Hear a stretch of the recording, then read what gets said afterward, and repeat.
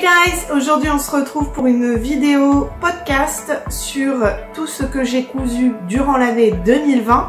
2020 ça a été l'année où j'ai commencé à coudre. Ça a été une année assez traumatisante pour la plupart d'entre nous avec cette histoire de Covid.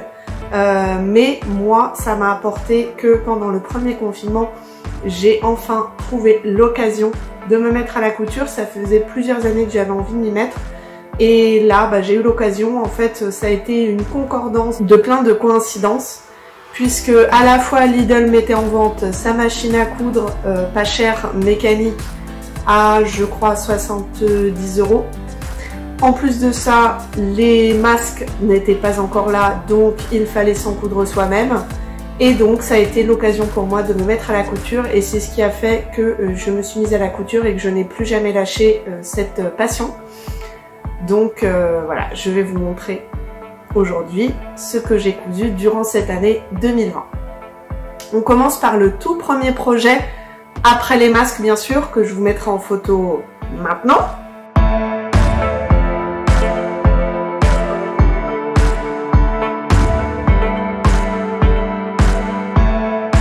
Donc ce projet, c'était la trousse Marguerite de chez Petit Patron. Marguerite, c'est une trousse de couture et c'était le projet parfait. J'avais fait déjà plein de masques pour me faire la main sur ma machine à coudre et je cherchais quelque chose d'un petit peu plus stimulant. Donc je me suis fait cette trousse de couture. Alors je vous la montre, elle est derrière moi. Donc il s'agit de la trousse de couture Marguerite. Comme vous pouvez le voir, elle est très grande, elle permet de stocker plein de choses, elle a plein de poches différentes, elle a une poche zippée, elle a une poche pour le cutter. Ce petit morceau de tissu, c'est pour mettre les épingles et donc dans le patron de base, c'est à pression. Vous pouvez décrocher ce petit morceau de tissu avec vos épingles dessus pour aller travailler sur une autre pièce et puis ensuite remettre vos épingles là-dessus. Moi je l'utilise pas parce que j'ai un coussin à épingles et je plante certaines épingles aussi dans le cou de mon mannequin sur mesure. Rassurez-vous, il y en a pas mal. Vous avez aussi des petites poches pour les stylos éventuellement. Cette partie-là sert à mettre les pinces si vous n'utilisez pas d'épingles. Moi c'est vrai qu'en général je préfère les pinces, j'utilise aussi les épingles. Et alors à l'intérieur, donc vous pouvez stocker tout un tas de choses. Vous voyez que la mienne est pleine à craquer. Il va peut-être falloir que je trouve un autre endroit pour stocker tout ce qu'il y a là-dedans. Donc je vous montre, il y a les rouleaux de biais dont je vous parlais dans le haul Rascol. Donc si vous n'avez pas vu la vidéo du haul Rascol, allez-y tout de suite. Je vous montre également les... J'en profite, hein. Les rouleaux de fermeture éclair au mètre. 10 mètres. 10 mètres. Chaque rouleau. Et puis donc vous voyez qu'à l'intérieur vous avez également une poche zippée ici, donc il y a de la place, il y a du stockage. Voilà pour cette trousse, je vous mettrai le lien du patron en description. Mon deuxième projet couture a été un organiseur à aiguilles pour savoir quand on change d'aiguille de piqueuse plate, pouvoir stocker les aiguilles en se rappelant de quel type, quelle taille, quelle aiguille c'est. Donc je m'étais fait ce petit organiseur à aiguille. Alors oui, pardon. Tissu de récup, tissu de récup, tissu de récup. Donc je vous donne pas l'adresse des tissus en fait, ce sont des vieux tissus que j'avais avant. Donc cet organiseur à aiguille est un tuto que j'ai trouvé sur internet sur les groupes de couture, je vous mettrai le lien en description. Il s'agit d'une popeline de coton trouvée chez Mondial Tissu. Je vous montre l'organiseur à aiguille. Alors bon, si vous êtes carré, il vaut mieux broder les mots au lieu de les écrire comme moi au marqueur moche.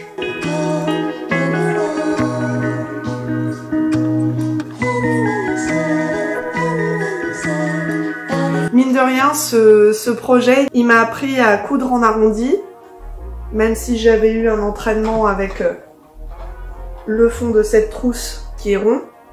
Là, c'était les coins arrondis, donc c'était un peu plus compliqué. Ça m'a fait travailler le rembourrage parce que ça se voit pas, mais en fait il y a une ouatine thermocollante à l'intérieur. Et c'était la première fois aussi que je cousais du velcro. Donc organiseur à aiguille qui est bien pratique et qui me sert au quotidien. Mon projet suivant, ça a été une poubelle à fil. Alors c'est tout bête, mais quand on coud à la piqueuse plate, on a plein de fils qui restent.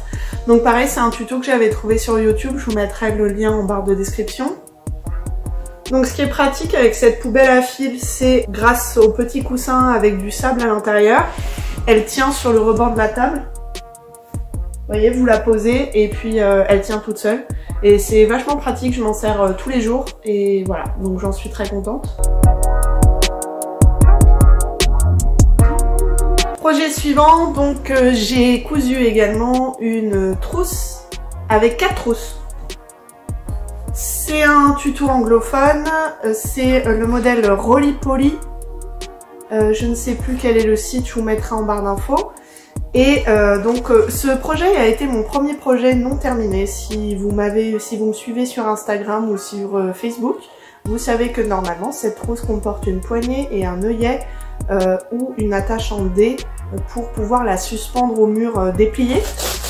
Donc je vous montre en fait, il y a 4 trousses de format triangulaire. Chacune se descratch. Et donc normalement, dans le projet final, vous avez un œillet à cet endroit-là pour suspendre la trousse au mur éventuellement. Et vous avez une poignée de transport qui se fixe sur l'extérieur de la trousse. Clairement, j'ai eu la flemme, j'ai jamais fini. Ça fait plus d'1 an que ce projet est commencé, j'ai un peu honte, mais bon voilà. Je pense qu'on a tous des projets qu'on n'a jamais fini.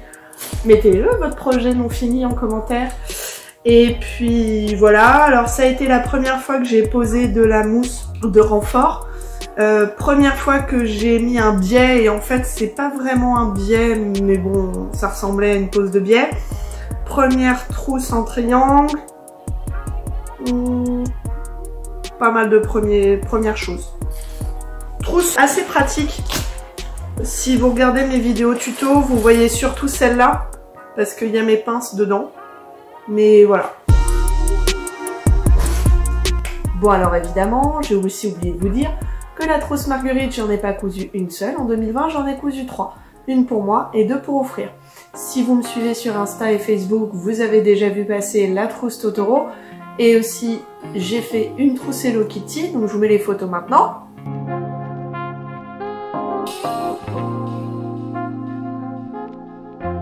La trousse Totoro, les tissus. Donc il y a un tissu gris avec des petits cœurs blancs qui vient de chez Coupon Saint-Pierre. L'intérieur était dans le même tissu que ma trousse verte, Marguerite. J'ai aussi un tissu Totoro en PVC, ça ressemble à de la toile enduite, mais j'ai pas vraiment les détails à part marqué PVC puisque je l'ai acheté chez AliExpress et vous savez que si vous avez déjà acheté chez AliExpress, les traductions françaises sont un petit peu hasardeuses. Concernant la trousse rouge et blanche Hello Kitty, le tissu rouge et le tissu blanc sont des cotons qui viennent de chez Coupon Saint-Pierre et le tissu Hello Kitty est également une toile enduite PVC qui vient de chez AliExpress. Je vous mets les liens en description et puis je vous laisse retrouver le cours de la vidéo que j'avais tournée avant et où j'avais oublié de vous parler de ces trousses Marguerite. Bref, bonne vidéo. Projet suivant, il s'agit cette fois-ci de la housse à machine à coudre. Alors la housse à machine à coudre, pareil, c'est un tuto YouTube, je vous mettrai le lien dans la barre d'infos. C'est du tissu molletonné double face. Donc vous voyez, il y a ce côté-là en motif cerise et ce côté-là blanc. L'intérieur est entièrement, toutes les coutures à l'intérieur sont entièrement passées au biais. Et vous avez une double fermeture éclair pour pouvoir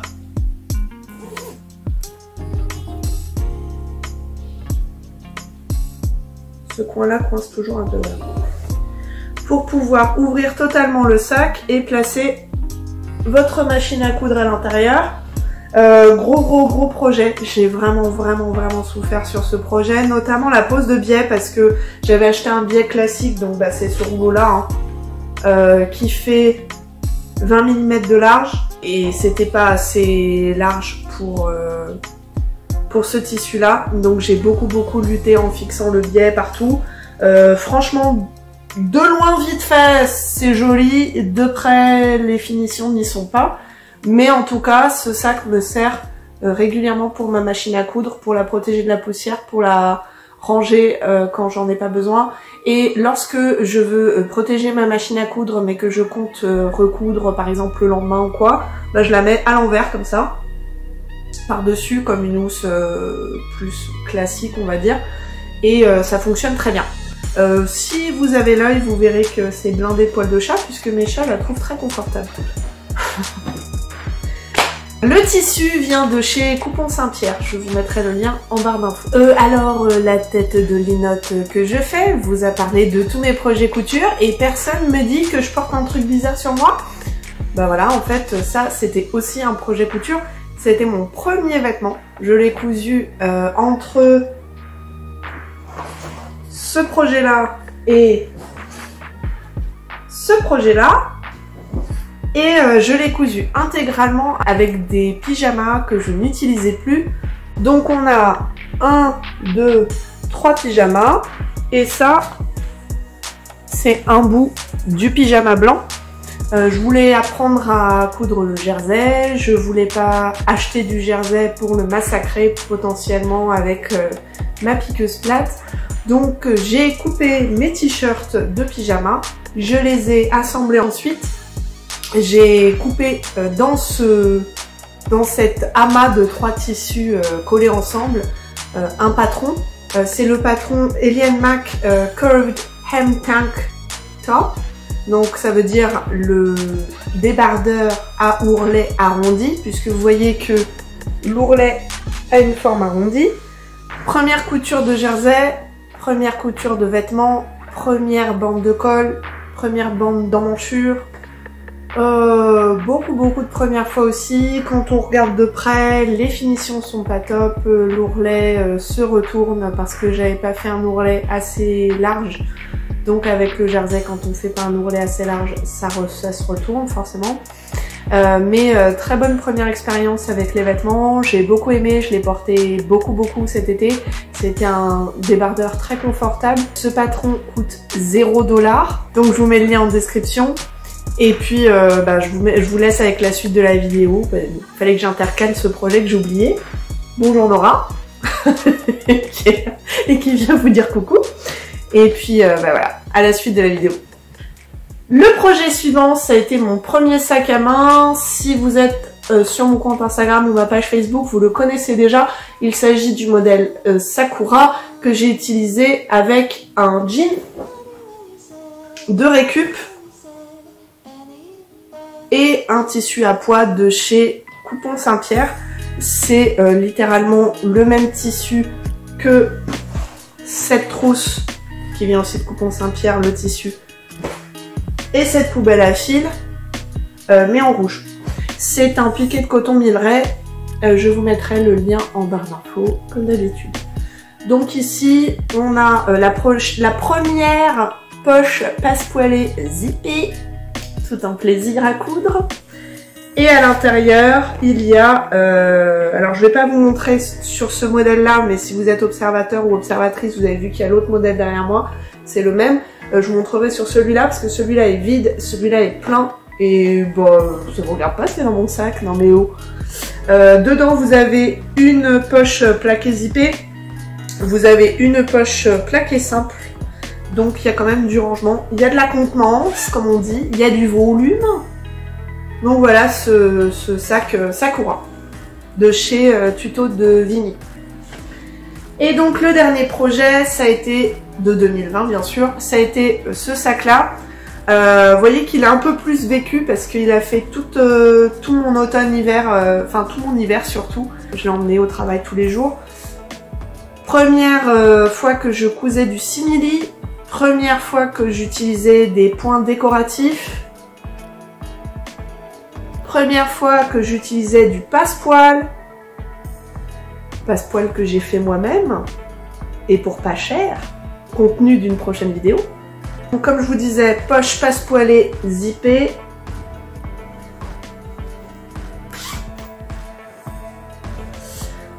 Poche plaquée zippée. Poche plaquée et grand espace à l'intérieur également. Le tissu, le simili vient de chez Dries&Stoffel et le tissu à pois qui compose 50% de mes projets couture 2020 est un piqué de coton Milleray de chez Coupon Saint-Pierre, noir. Voilà, c'est tout pour mes projets couture 2020. J'espère que cette vidéo vous aura plu. J'espère que ça vous donnera envie d'aller voir un petit peu tous les liens en description, peut-être de faire ces projets vous-même. Tenez-moi au courant si vous avez déjà fait ces projets, par exemple dans les commentaires, et pour me dire vous ce que vous en avez pensé. Laissez un pouce bleu en bas de la vidéo si ça vous a plu. Abonnez-vous à ma chaîne pour avoir des nouvelles de mes futures sorties. Je vous rappelle que j'ai un compte Instagram Couture Positive et une page Facebook Couture Positive. Moi je vous dis à la prochaine vidéo et bonne cousette!